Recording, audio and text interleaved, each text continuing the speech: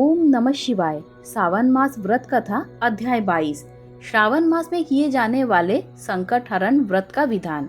ईश्वर बोले, हे मुनि श्रेष्ठ, श्रावण मास में कृष्ण पक्ष की चतुर्थी तिथि के दिन सभी वांछित फल प्रदान करने वाला संकट हरण व्रत करना चाहिए। सनत कुमार बोले, किस विधि से यह व्रत किया जाता है?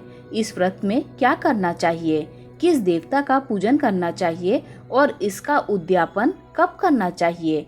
इसके विषय में मुझे विस्तार पूर्वक बताइए। ईश्वर बोले, चतुर्थी के दिन प्रातः उठकर दंत धावन करके इस संकट हरण नामक शुभ व्रत को करने के लिए यह संकल्प ग्रहण करना चाहिए। हे देवेश, आज मैं चंद्रमा के उदय होने तक निराहार रहूंगा और रात्रि में आपकी पूजा करके भोजन करूंगा। संकट से मेरा उद्धार कीजिए। हे ब्रह्मपुत्र, इस प्रकार संकल्प करके शुभ काले तिलों से युक्त जल से स्नान करके समस्त आध्विक कृत्य संपन्न करने के बाद गणपति की पूजा करनी चाहिए। बुद्धिमान को चाहिए कि 3 मासे अथवा उसके आधे परिमाण अथवा 1 मासे सुवर्ण से अथवा अपनी शक्ति के अनुसार सुवर्ण की प्रतिमा बनाए। सुवर्ण के अभाव में चांदी अथवा तांबे की प्रतिमा सुखपूर्वक बनाए। यदि निर्धन हो तो वह मिट्टी की ही शुभ प्रतिमा बना ले, किंतु इसमें वित्त शाट्य न करें, क्योंकि ऐसा करने पर कार्य नष्ट हो जाता है। रम्य अष्टदल कमल पर जल से पूर्ण तथा वस्त्र युक्त कलश स्थापित करें और उसके ऊपर पूर्ण पात्र रखकर उसमें वैदिक तथा तांत्रिक मंत्रों द्वारा 16 उपचारों से देवता की पूजा करें। हे विप्र, तिल युक्त 10 उत्तम मोदक बनाएं। उनमें से 5 मोदक देवता को अर्पित करें, 5 मोदक ब्राह्मणों को प्रदान करें। भक्ति भाव से उस विप्र की देवता की भांति पूजा करें और यथाशक्ति दक्षिणा देकर यह प्रार्थना करें कि हे विप्रवरी, आपको नमस्कार है। हे देव, मैं आपको फल तथा दक्षिणा से युक्त 5 मोदक प्रदान करता हूँ। हे द्विजश्रेष्ठ, मेरी विपत्ति को दूर करने के लिए इसे ग्रहण कीजिए। हे विप्र रूप गणेश्वर, मेरे द्वारा जो भी न्यून अधिक अथवा द्रव्यहीन कृत्य किया गया हो वह सब पूर्णता को प्राप्त हो। इसके बाद स्वादिष्ट अन्न से ब्राह्मणों को प्रसन्नता पूर्वक भोजन कराएं। उसके बाद चंद्रमा को अर्घ्य प्रदान करें। उसका मंत्र प्रारंभ से सुनिए। हे क्षीरसागर से प्रादुर्भूत, हे सुधा रूप, हे निशाकर, हे गणेश की प्रीति को बढ़ाने वाले, मेरे द्वारा दिए गए अर्घ्य को ग्रहण कीजिए। इस प्रकार विधान करने पर गणेश्वर प्रसन्न होते हैं और वांछित फल प्रदान करते हैं। अतः इस व्रत को अवश्य करना चाहिए। इस व्रत का अनुष्ठान करने से विद्यार्थी विद्या प्राप्त करता है, धन चाहने वाला धन पा जाता है, पुत्र की अभिलाषा रखने वाला पुत्र प्राप्त करता है, मोक्ष चाहने वाला उत्तम गति प्राप्त करता है, कार्य की सिद्धि चाहने वाले का कार्य सिद्ध होता है और रोगी रोग से मुक्त हो जाता है। विपत्तियों में पड़े हुए व्याकुल चित्त वाले, चिंता से ग्रस्त मन वाले तथा जिन्हें अपने सुहृदजनों का वियोग हो गया हो, उन मनुष्यों का दुख दूर हो जाता है। यह व्रत मनुष्य के सभी कष्टों का निवारण करने वाला, उन्हें सभी अभिष्ट फल प्रदान करने वाला, पुत्र पौत्र आदि देने वाला तथा सभी प्रकार की संपत्ति प्रदान कराने वाला है। ओम नमो हेराम्बाय मद मोदिताय संकष्टस निवारणाय स्वाहा को बोलना चाहिए। बुद्धिमान व्यक्ति को चाहिए कि इंद्र आदि लोकपालों की सभी दिशाओं में पूजा करें। अब मैं मोदकों की दूसरी विधि आपको बताता हूँ।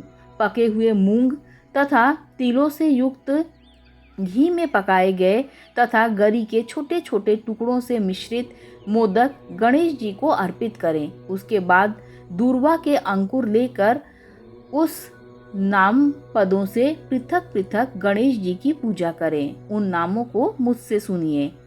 हे गणाधीप, हे उमापुत्र, हे अघनाशन, हे एकदंत, हे इभवक्त्र, हे मूषक वाहन, हे विनायक, हे ईशपुत्र, हे सर्वसिद्धि प्रदायक, हे विघ्नराज, हे स्कंदरो, हे सर्व संकट नाशन, हे लंबोदर, हे गणाध्यक्ष, हे गौयांग मल संभव, हे धूमकेतो, हे भालचंद्र, हे सिंदूरा सुरमर्दन, हे विद्यानिधान, हे विकट, हे शूर्पकर्ण, आपको नमस्कार है। इस प्रकार इन 21 नामों से गणेश जी की पूजा करें। उसके बाद भक्ति से नम्र होकर प्रसन्न बुद्धि से गणेश देवता से इस प्रकार प्रार्थना करें।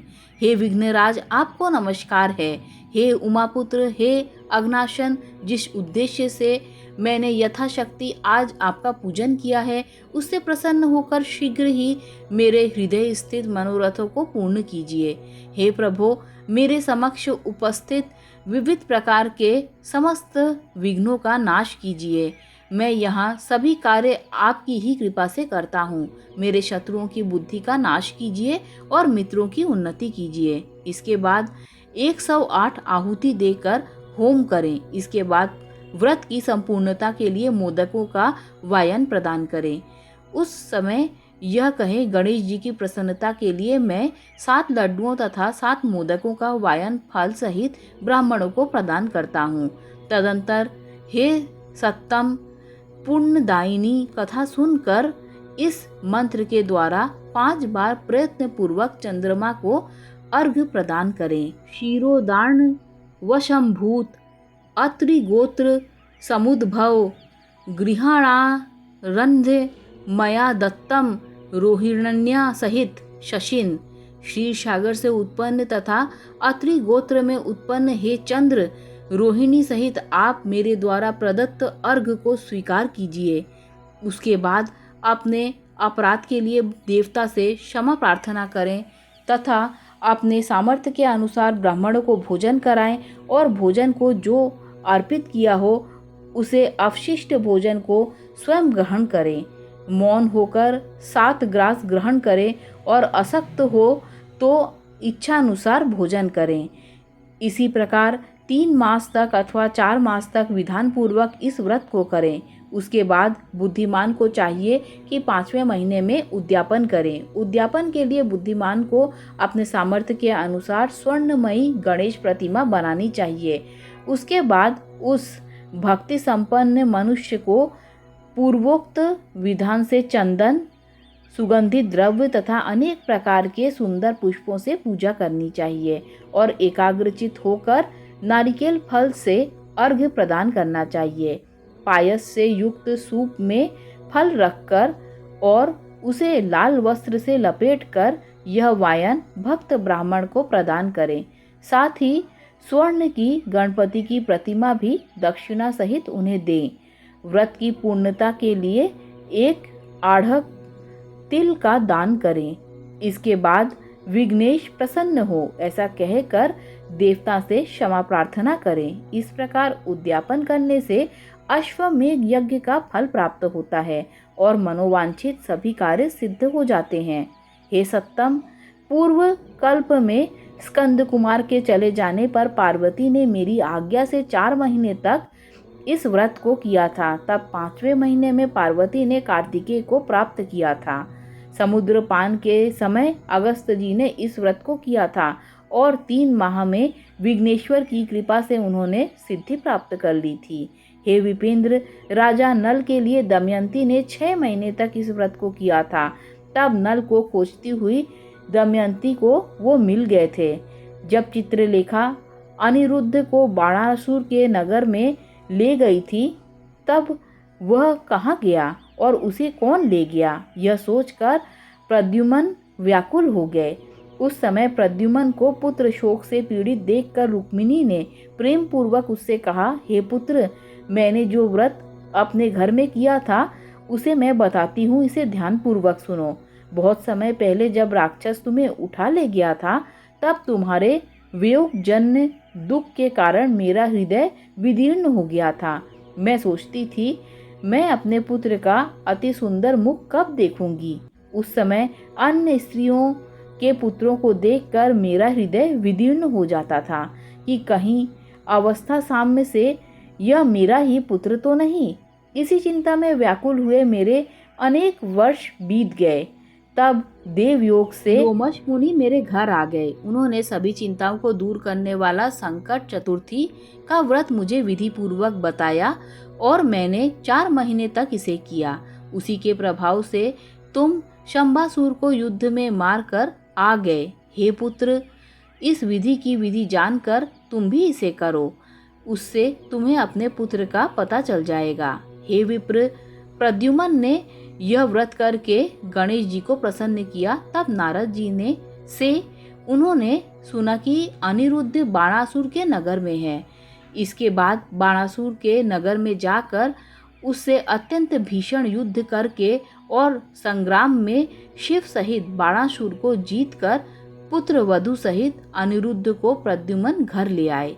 हे मुने, इस प्रकार अन्य देवताओं तथा असुरों ने भी विघ्नेश की प्रसन्नता के लिए यह व्रत किया था।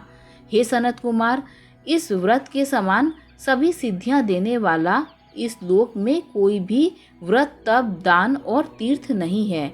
बहुत कहने से क्या लाभ, इसके तुल्य कार्य सिद्धि करने वाला दूसरा कुछ भी नहीं है। अभक्त, नास्तिक तथा शठ को इस व्रत का उपदेश नहीं करना चाहिए, अपितु पुत्र, शिष्य, श्रद्धालु तथा सज्जन को इसका उपदेश करना चाहिए। हे विप्रशे, हे धर्मिष्ठ, हे विधिनंदन, तुम मेरे प्रिय हो तथा लोकोपचार करने वाले हो, अतः मैंने तुम्हारे लिए इस व्रत का उपदेश किया है। इस प्रकार श्री स्कंद पुराण के अंतर्गत ईश्वर सनत कुमार संवाद में श्रावण मास महात्म्य में चतुर्थी व्रत कथन नामक 22वां अध्याय पूर्ण हुआ। ओम नमः शिवाय, ओम नमः शिवाय, ओम नमः शिवाय।